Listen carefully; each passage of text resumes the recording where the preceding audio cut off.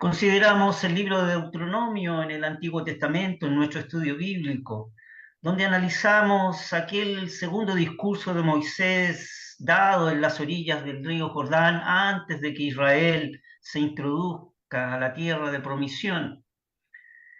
La verdad que este amado siervo de Dios, Moisés, no se cansa nunca de repetir a oídos del pueblo las interesantes e importantes sentencias del pasado con llamamientos muy poderosos y profundamente conmovedores. Les recuerda los pasados hechos que ha tenido Israel a través de su viaje por el desierto. Sin embargo, en lo particular les recuerda las dos circunstancias de las dos tablas elaboradas por Dios. Recordaremos que las primeras tablas que fueron estrelladas al pie del monte Horeb o Joreb y las segundas fueron encerradas en aquella arca. Las primeras tablas que fueron rotas, quebradas, manifiestan el hecho humillante de la ruina sin esperanza desde el punto de vista de la ley en que quedó Israel. Es decir, todo en cuanto al pacto, a la alianza de Dios con Israel, cuya base era esa ley, estaba completamente arruinada y sin remedio por las actitudes y la apostasía que Israel realizó a los pies del monte Joreb. Recordaremos que hizo ese becerro de oro, diciendo, estos son los dioses, oh Israel, que te sacaron de Egipto. La apostasía que el pueblo de Israel realizó a los pies del monte Joreb fue algo gravísimo, tremendamente, digamos, grave lo que sucedió allí a los pies de ese monte. Al ver Moisés esa situación, ciertamente que las tablas que habían sido escritas por el dedo de Dios, las quebró al pie de ese monte. Por lo tanto, esa quebradura manifiestan, ¿no es cierto?, el pacto roto por parte, ¿no es cierto?, de Dios con respecto a Israel, y Israel estaba en una condición totalmente arruinada y sin remedio.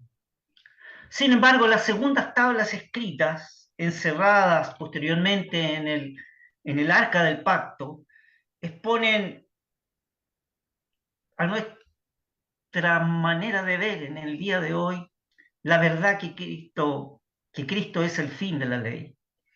Expone la gloriosa verdad de Cristo y establece la justicia arruinada para todo aquel que cree. Esta arca entonces representa a la persona de Cristo, esta arca en las cuales se puso o se guardó las segundas tablas de la ley escrita por Dios, representa a las personas de Cristo. Recordaremos que la madera de sitimo, la madera de acacia, la cual es una madera noble, incorruptible, nos habla de la humanidad del Señor, que su humanidad es intachable, sin tacha, incorruptible. Y además, esa arca posteriormente fue recubierta con oro fino, la cual nos habla de la deidad de Cristo, que es gloriosa. Sobre esta arca que estaba cubierta, posteriormente se cubrió esta arca con una cubierta llamada el propiciatorio. Y sobre ese propiciatorio, sobre esa cubierta, habían dos querubines que velaban sobre la santidad de Dios. Sobre este propiciatorio recordaremos que el sumo sacerdote, el sumo pontífice, una vez al año, en el día de Yom Kippur, el día del perdón, entraba velo adentro al lugar santísimo, el lugar donde se encontraba esta arca del pacto, hecha de madera de sitín, recubierta de oro, con su cubierta, ¿no es cierto?, el propiciatorio con los dos querubines en cada extremo. Sobre ella, sobre esta arca, velo adentro, estaba el Shekinah, es decir, la gloria de Dios. El sumo sacerdote entraba al lugar santísimo una vez al año, en ese día de Yom Kippur, que era el día del perdón, no sin sangre, dice la Escritura, inspirada por el divino autor, y derramaba la sangre de aquel macho cabrío que había sido inmolado para la expiación de la culpa y de los pecados del pueblo.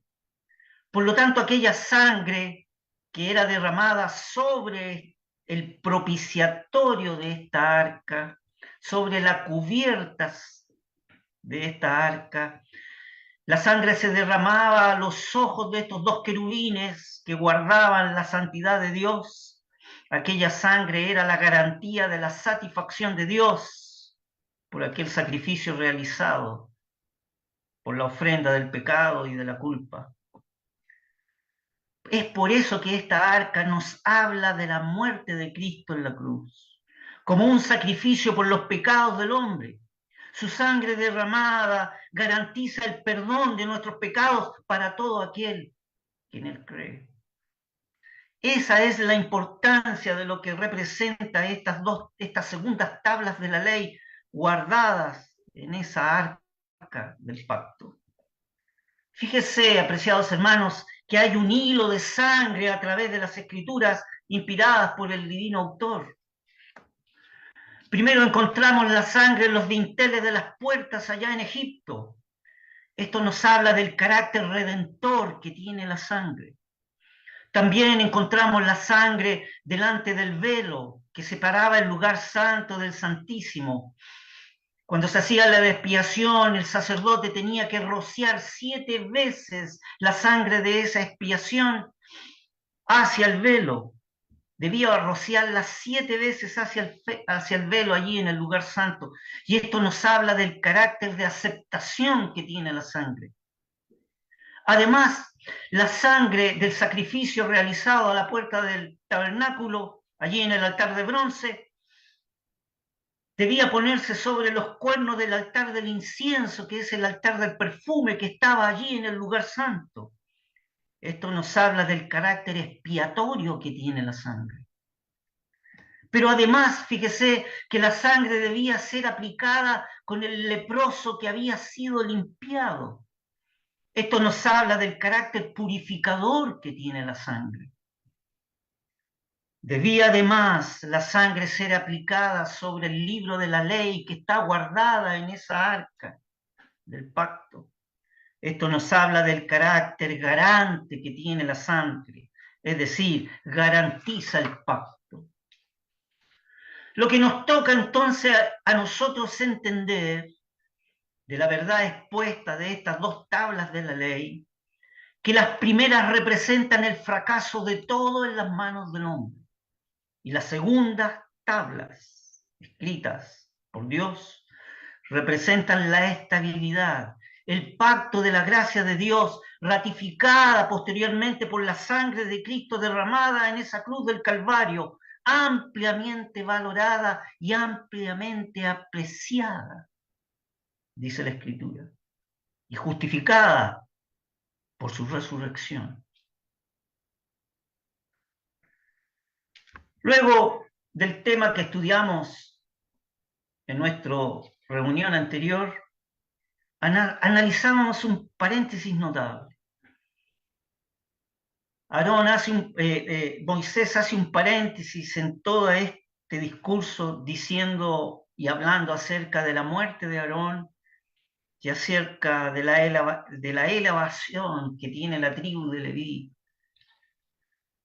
Primero, la muerte de Aarón nos demuestra el funesto resultado o la consecuencia de la desobediencia a la palabra de Dios. Pero la elevación de Leví ilustra lo contrario, el precioso fruto y la consecuencia de lo que tiene la obediencia de Dios.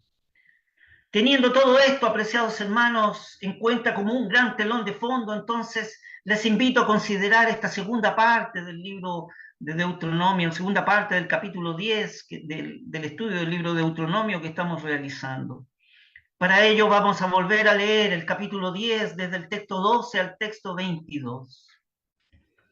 La palabra del Señor dice así: Ahora pues, Israel, ¿qué pide Yahvé tu Dios de ti, sino que temas a Yahvé tu Dios, que andes en todos sus caminos y que los ames, y sirvas a Yahvé tu Dios con todo tu corazón y con toda tu alma, que guarde los mandamientos de Yahvé y sus estatutos, que yo te prescribo hoy, para que hayas bien. He aquí de Yahvé tu Dios son los cielos y los cielos de los cielos, la tierra y todas las cosas que hay en ella. Solamente de tus padres se agradó Yahvé para amarlos, y escogió su simiente después de ellos, a vosotros, de entre todos los pueblos, como en este día.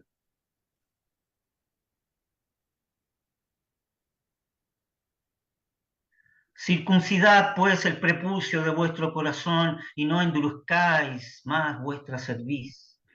Porque Yahvé vuestro Dios es Dios de dioses y Señor de señores, Dios grande, poderoso y terrible, que no acepta persona ni toma cohecho, que hace justicia al huérfano y a la viuda, que ama también al extranjero dándole pan y vestido.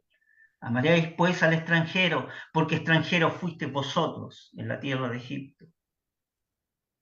A Yahvé tu Dios temerás, y a él servirás, y a él allegarás, y por su nombre jurarás. Aquí cabe una observación, apreciados hermanos. Cuando dice a Yahvé tu Dios temerás, ese es un temor reverente, no es un temor de miedo o de pavor. Habla de una reverencia hacia el ser de Dios.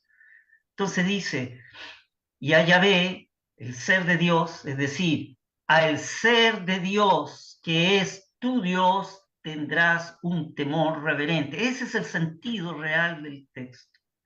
A Yahvé tu Dios temerás, a Él servirás, a Él te allegarás y por su nombre jurarás. Él es tu alabanza y Él es tu Dios, que ha hecho contigo estas grandes y terribles cosas que tus ojos han visto.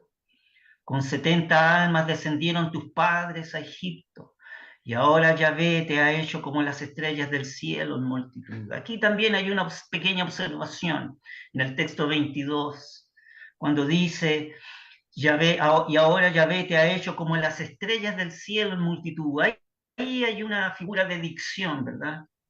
Se refiere que ha multiplicado enormemente el pueblo de Israel. 70 almas descendieron con sus padres a Egipto y a la actualidad el pueblo de Israel era como una multitud. A eso se refiere. Es una figura de dicción, ¿no es cierto?, en que habla como un hipérbole, vale decir, una exageración en el lenguaje. Que el Señor bendiga su palabra.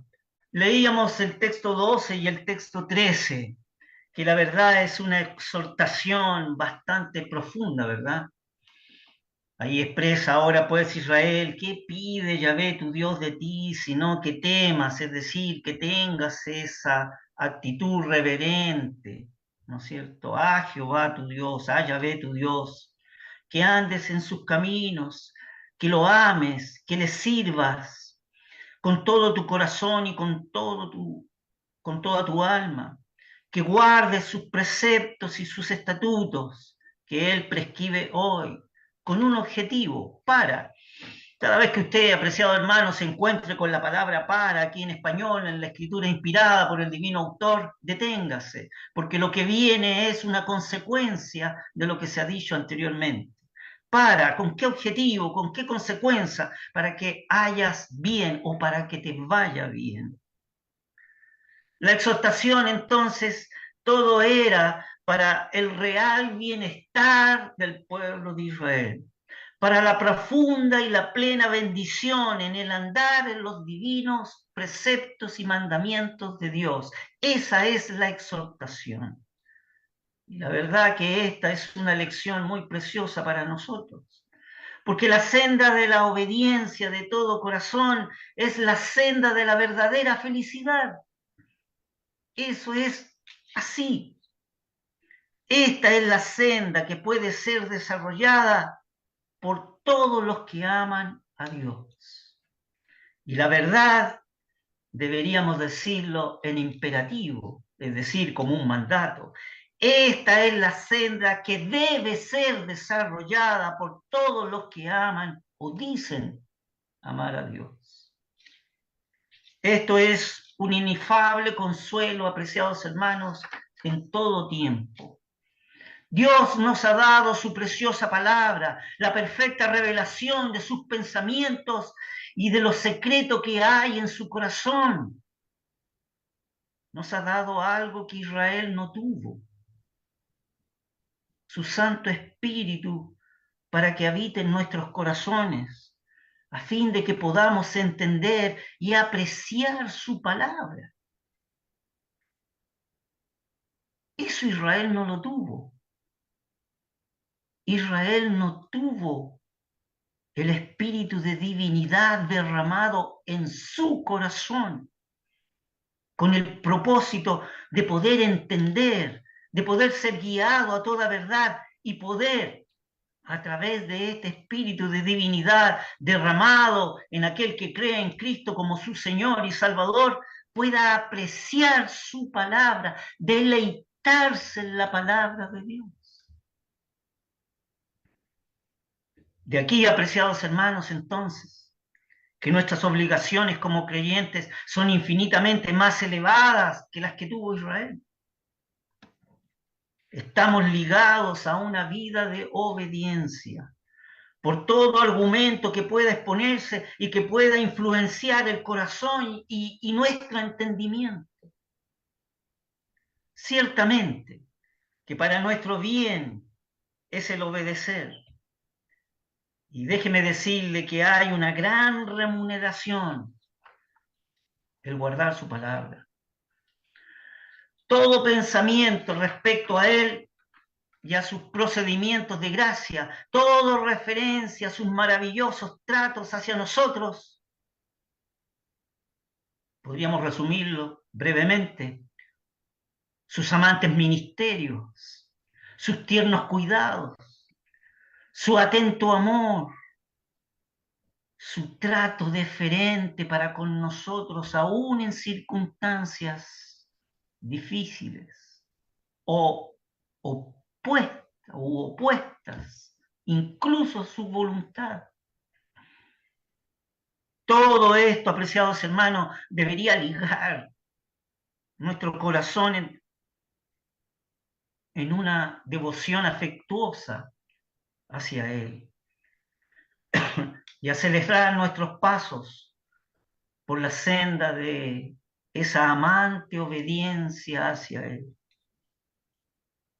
El humilde discípulo del Señor, aquel humilde discípulo que halla su comida y su bebida en hacer la voluntad de su amado Señor y Maestro, posee o poseerá una paz que el mundo no le puede dar y que el mundo tampoco le puede quitar. He ahí la exhortación de estos dos primeros textos que hemos considerado. Fíjese que el texto 15, el 14 y 15 que dicen: he aquí, Yahvé tu Dios, de Yahvé tu Dios son los cielos y los cielos de los cielos, la tierra y todas las cosas que en ella hay. Y manifiesta en el texto 15 que solamente a los padres, de los padres se agradó Dios para amarlos, y de ellos, o a través de ellos, escogió su simiente, ¿no? Y de allí, que es el pueblo de Israel, ¿no es cierto?, entre todos los pueblos del mundo. Fíjese que estos textos de nuestro capítulo, el legislador parece remontarse a las mayores alturas en la presentación de los motivos morales para que Israel obedezca, acercándose cada vez más a los corazones del pueblo. Qué privilegio, apreciados hermanos, el ser amado de esa manera. Qué privilegio tiene un creyente en el día de hoy, el ser apreciado y el ser amado por el poseedor de los cielos y la tierra. Ese es un pensamiento muy profundo, muy precioso. Eres amado y apreciado por el poseedor de los cielos y la tierra. Eres un creyente en Cristo para poder tener esa prerrogativa, es decir, ese privilegio. Déjame decirte, estimado amigo y amiga, que aquí no cabe la religión de ninguna manera. Es lo que Dios quiere hacer y expresar en el corazón de aquel que ha de poner su confianza y su fe en Él y en la obra de su Hijo. Qué maravillosa prerrogativa, qué maravilloso privilegio el ser amado de esta manera y ser apreciado por Dios, que es el poseedor de los cielos y de toda la tierra. Qué honor, entonces, para sus hijos, qué honor para sus hijos el ser llamado para servirle y obedecer. Es un honor, es un privilegio. Ser identificado, estar asociado con el Altísimo. Observe, ser identificado por Dios y estar asociado con el Dios vivo y verdadero. Ser parte de un pueblo especial. Ser su particular posesión. Ser colocado aparte de este mundo y como el pueblo de Israel lo fue, ser colocado aparte de todas las naciones para servirle. O como tiene que ser la iglesia del día de hoy, aparte del mundo, para poder servir al Dios vivo y verdadero en Cristo, que es su cabeza, la cabeza de la iglesia. El ser testigos suyos, el ser portadores de su palabra, y reflejar lo que Dios ha hecho en nuestras vidas al transformar nuestros corazones por la obra preciosa de Cristo hecha en esa cruz del Calvario, que derramó su sangre, como hemos considerado en nuestra introducción, altamente apreciada, altamente preciosa, altamente considerada y aceptada por Dios. Esa sangre de esa obra preciosa que Cristo hizo en esa cruz del Calvario ha satisfacido todos los requerimientos que Dios tiene para con el hombre en sus pecados. Es altamente preciosa, altamente valorada y altamente apreciada por el ser de Dios, esa sangre derramada por Cristo en la cruz. De verdad, entonces, apreciados hermanos, de veras que nuestros privilegios son muy superiores. Tal vez que conocemos a Dios de un modo alto, más profundo, más cerca y más íntimamente de lo que conoció la nación de Israel. Ciertamente que sí. Tenemos el privilegio de conocer a Dios de un modo más alto, más profundo, más cerca, más íntimamente, más completo con respecto al propósito que Dios tiene para con sus hijos en el día de hoy, que lo que conoció o lo que entendió el pueblo de Israel. Hoy lo conocemos como el Dios y Padre de nuestro Señor Jesucristo, y como nuestro Dios y como nuestro Padre. Tenemos el Santo Espíritu derramado en nosotros y fíjese que la Escritura dice sin medida tenemos derramado el Espíritu de Dios en nuestros corazones, el cual derrama el amor de Dios en nosotros, haciéndonos exclamar, Abba Padre.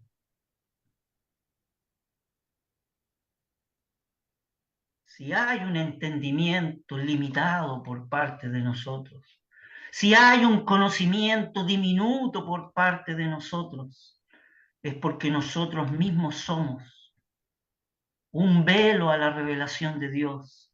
Es porque nuestra carnalidad o nuestras actitudes o nuestra voluntad es la que no permite a que un creyente en Cristo crezca con todo ese derramamiento del Espíritu de Dios, en la gracia de Dios y en el amor de Él, para poder conocer y amar no solo a Dios en su gloria y excelsa, sino a conocer y apreciar la persona amada del Señor Jesús.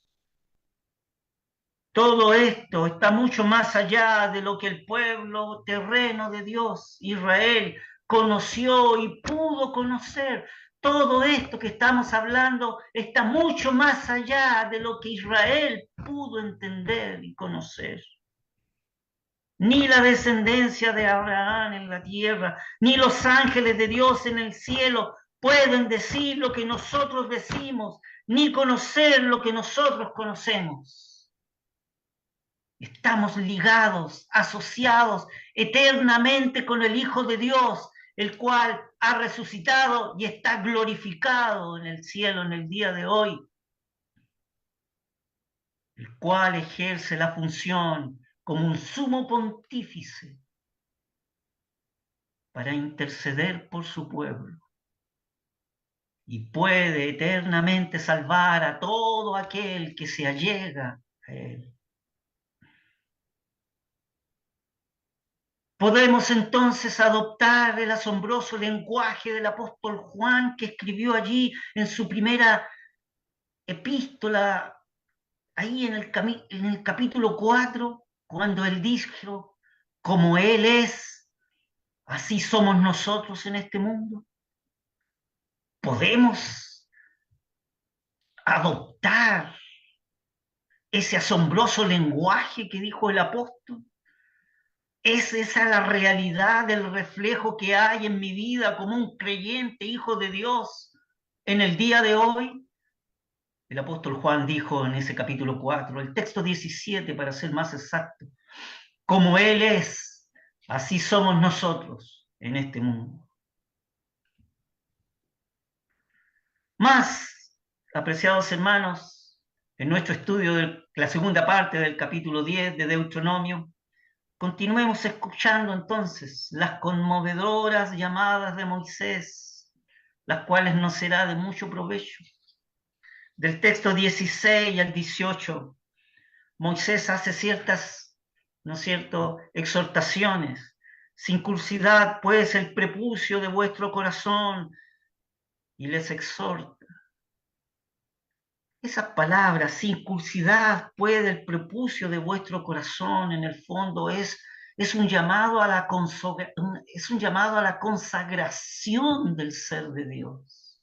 Es un llamado al pueblo de Israel a que se consagre de una vez por todas, a que ponga su mirada en el Dios vivo y verdadero, a Yahvé, el ser de Dios. Circuncidad, pues, el prepucio de vuestro corazón, y no endurezcáis vuestra cerviz, es decir, no seáis rebeldes, no endurezcáis vuestro corazón a los preceptos de Dios. Porque vuestro Dios es Dios de dioses, Señor de señores, es grande, poderoso y terrible, y no acepta persona ni toma cohecho. Aquí hay unas características de Dios que dice que hace justicia al huérfano y a la viuda y ama también al extranjero, dándole sus necesidades. Eso nos habla la exhortación del texto 16 al 18. Aquí Moisés habla no simplemente de los hechos, de los tratos, de los caminos de Dios, sino de Dios mismo, de lo que Él es en sí. ¿Qué atributos le da Moisés a Dios aquí? Que es alto sobre todas las cosas. Es grande, es magnífico, es terrible, pero también manifiesta que es un Dios con un corazón dulce, tierno. Tiene un corazón para la viuda y el huérfano, esos seres desamparados, privados de todo apoyo natural y terrenal. La pobre viuda quebrantada de su corazón y desposeída de su marido, de su compañero. Del huérfano, el cual se encuentra desolado y triste. Observe el corazón tierno de Dios. Piensa y cuida de los tales de una manera muy especial. Luego habla del pobre extranjero dándole pan y vestido. Cuán hermoso es todo esto, porque habla de la ternura, del sentimiento tierno que tiene Dios para con sus hijos, para con sus criaturas. Dios cuida de todos los que se ven privados de apoyo, de ese apoyo terreno, de esperanza humana y de confianza humana, aquellos que se ven privados de la confianza humana y de la esperanza humana. Él está dispuesto a brindar apoyo. Y la verdad que todos tienen derecho especial, el cual Él responde con todo el amor de su corazón a la viuda, al huérfano y al extranjero. Son objetivos especiales de su tierno cuidado. Y ellos no tienen más que mirar a Él y todas sus varias necesidades serán atendidas con sus recursos inagotables. Pero Dios ha de ser conocido para todo o para que se pueda confiar en Él. Para que Dios dé esos recursos inagotables y para que puedan mirar a Él y Él atender, Dios ha de ser conocido primero entonces, para que se pueda confiar en Él. Tal como dice el Salmo 9, y en ti confiarán los que conocen tu nombre. Observe lo que dice el Salmo. En ti confiarán los que conocen tu nombre, por cuanto tú, oh Yahvé, no desamparaste a los que te buscan. Salmo capítulo 9, el texto 10, para ser exacto. Qué preciosa verdad. Lo digo por experiencia propia, apreciados hermanos. En ti confiarán los que conocen tu nombre, por cuanto tú, oh ser de Dios, no desamparaste a los que te buscan. Qué preciosa promesa. El verdadero creyente encuentra en esa promesa el inquebrantable sostén de su corazón, porque conoce y confía y ama al que prometió que no iba a desamparar, que no iba a ser desamparado. El verdadero creyente encuentra en estas promesas un inquebrantable sostén en su corazón, porque el verdadero creyente conoce, confía y ama al que prometió aquellas palabras. Es a la vez, apreciados hermanos, muy interesante y edificante observar el modo con que Moisés, el legislador, expone el divino ejemplo al pueblo como modelo. Fíjense que en el texto 19 dice, amaréis pues al extranjero, porque extranjeros fuisteis vosotros en la tierra de Egipto. Es decir, Israel viene a ser como un ejemplo de modelo. Y esto es muy conmovedor. No solo Israel tenía que tener los ojos en el divino modelo, sino recordar también el historial de ellos en el pasado, su experiencia. ¿Y cuál era la experiencia de Israel? Que fueron esclavos en la tierra de Egipto, eran extranjeros en la tierra de Egipto. ¿Y cómo fueron tratados? Con amargura y servidumbre ahí en Egipto.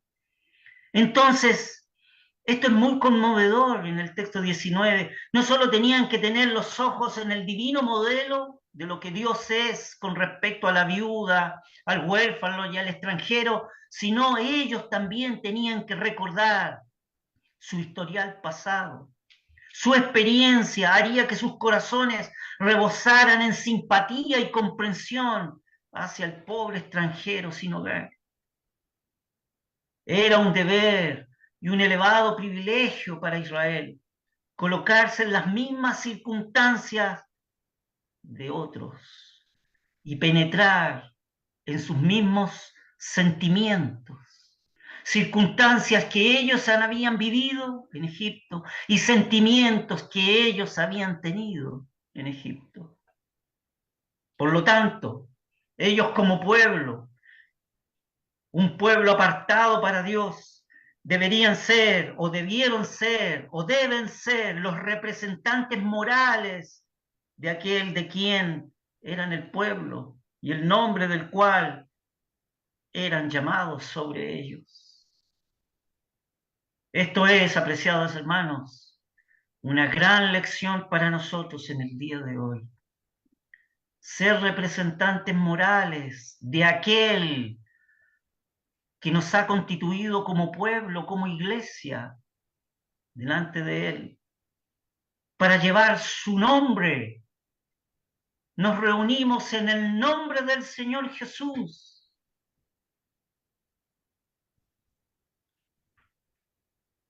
Esto es una gran lección para nosotros. Fíjese, apreciados hermanos, que las últimas líneas de nuestro capítulo que nos ocupa dan un hermoso compendio de enseñanza práctica que ha venido ocupando nuestra atención a través de este estudio del libro de Deuteronomio. El texto 20 al 22 dice: y Yahvé tu Dios, a Yahvé tu Dios temerás, y a Él servirás, y a Él te allegarás, por su nombre jurarás. Él es tu alabanza, y Él es tu Dios, que ha hecho contigo estas grandes y terribles cosas que tus ojos han visto. Con 70 almas descendieron tus padres a Egipto, y ahora Yahvé tu Dios te ha hecho como las estrellas del cielo en multitud.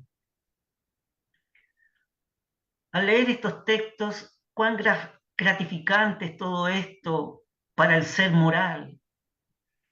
Este ligamiento del corazón al Señor mismo por medio de lo que Él es y por todos sus maravillosos hechos y procedimientos de gracia es indeciblemente precioso.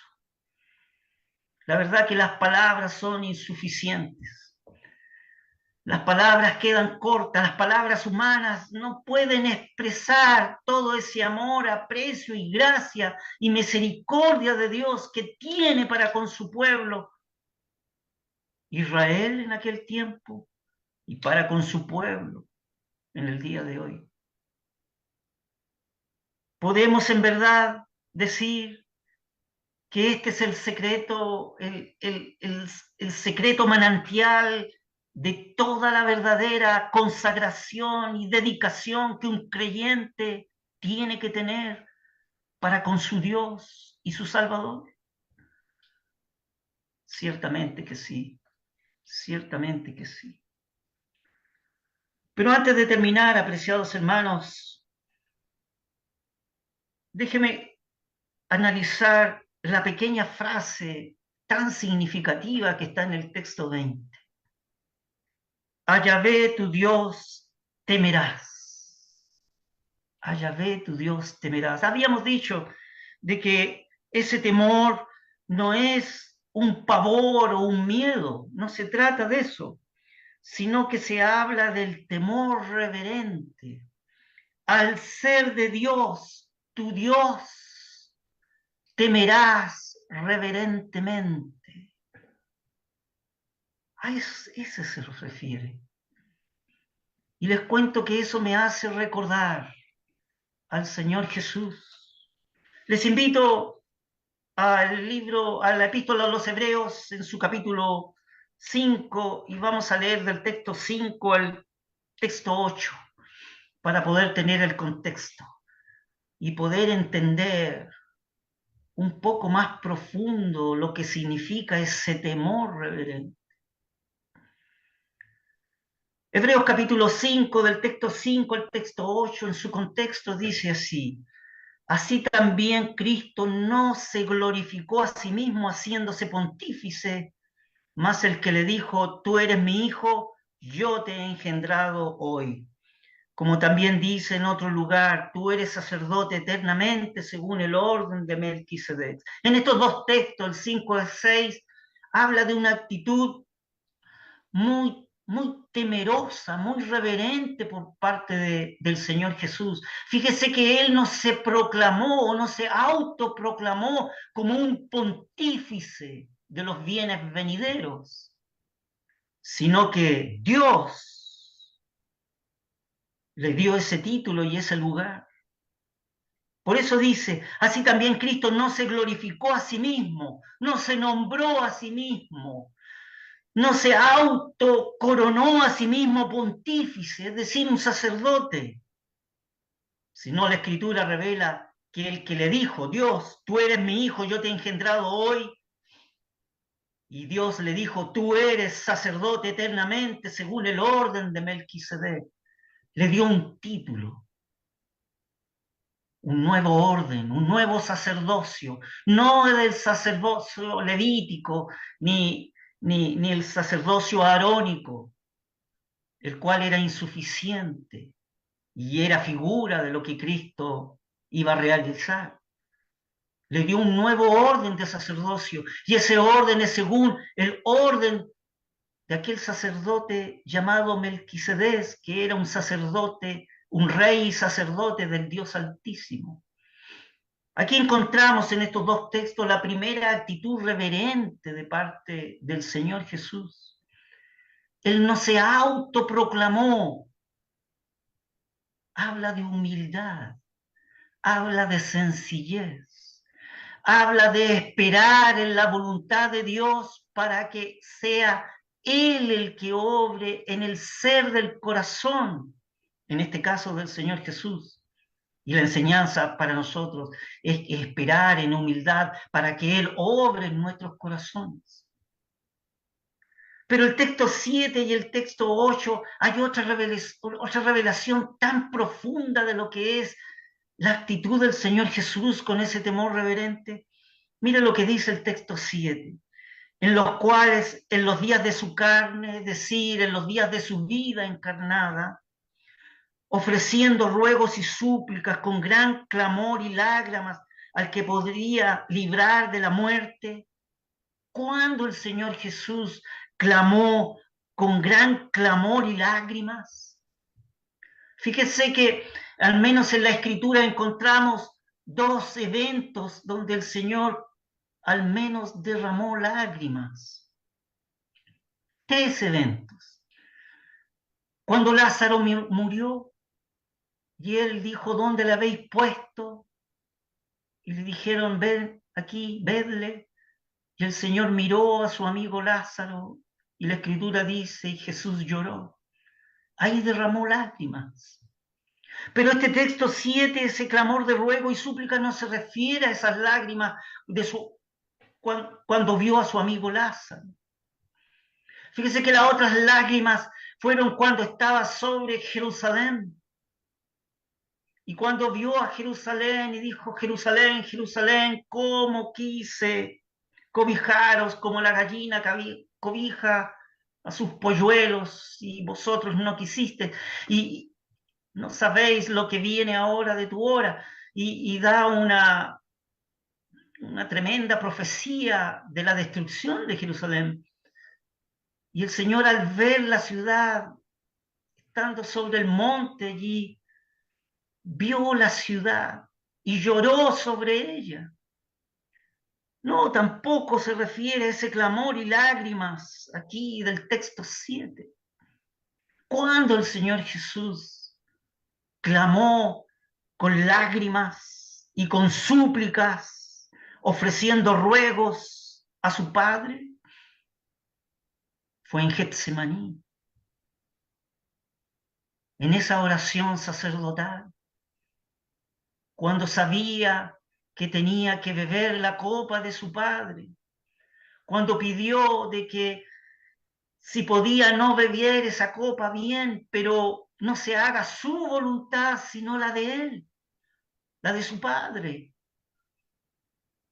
Esas fueron los ruegos y súplicas y clamor y lágrimas allí en Getsemaní, en el lugar de la prensa. Getsemaní en hebraico significa el lugar de la prensa. Ese era el lugar donde se cosechaban las las aceituras de los olivos y se prensaban. Aquí el Señor fue prensado delante de su Padre y tuvo ruegos, súplicas, con gran clamor y lágrimas.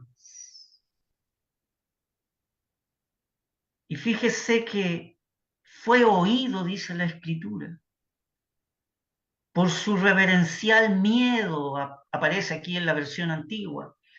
Pero ese miedo no es el pavor, sino que es la reverencia. Se refiere a un temor reverente. Cuando el Señor Jesús oraba allí en Getsemaní, derramó su corazón con un temor reverente hacia su Padre, manifestando ruegos, súplicas con gran clamor y lágrimas. Y luego el texto 8 dice, y aunque era el Hijo de Dios, aunque era la segunda persona de la divinidad encarnada, donde habita toda la plenitud de la deidad de Dios, aunque era hijo, por lo que padeció, dice la Escritura, aprendió la obediencia. No es que tuvo que el Señor Jesús aprender a obedecer, sino que asumió el costo de lo que significa la obediencia. ¿Y cuál era el costo que el Señor sufrió aquí? La cruz del Calvario. El costo de morir en la cruz y realizar la misión por la cual se había encarnado. Hacer la obra soteriológica, como dirían los teólogos, es decir, la obra salvífica, la obra de redención en esa cruz de ignominia, y derramar su sangre para que todo aquel que en él creyese no se pierda, sino que tenga vida eterna, dice la Escritura. Y al tercer día resucitar y justificar a todos aquellos en los cuales han creído en él, y su sangre ha sido aceptada, altamente preciosa y altamente eficaz. La obra de Cristo tiene un mérito infinito y una eficacia infinita. Pero quería que pudiésemos apreciar la actitud del Señor Jesús siendo el Hijo de Dios. Fue oído